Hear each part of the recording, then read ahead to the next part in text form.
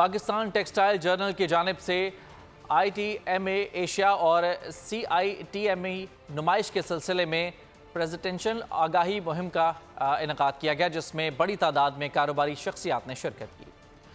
Textile میں جدت کا خواب۔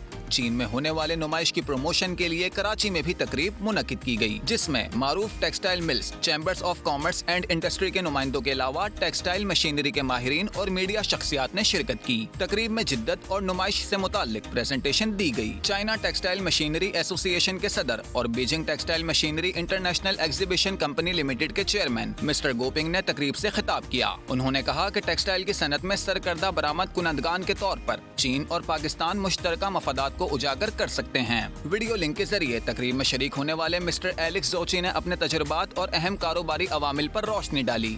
بول سے بات چیت کرتے ہوئے پاکستان ٹیکسٹائل جنرل کے پبلشر اور ایڈیٹر ندیم مظہر نے بتایا کہ ہر 2 سال بعد چائنا میں ٹیکسٹائل سے متعلق ایگزیبیشن ہوتی ہے۔ پاکستان کو مقابلہ کرنا ہے تو جدید ٹیکنالوجی کا ہونا ضروری ہے۔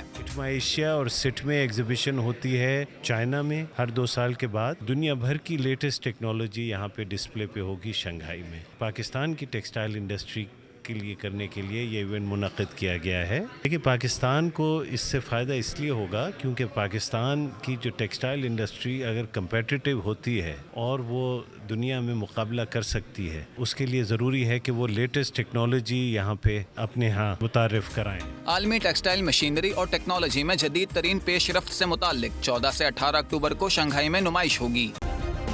سبسکرائب کریں اور بیل دبائیں تاکہ کوئی خبر رہ نہ جائے۔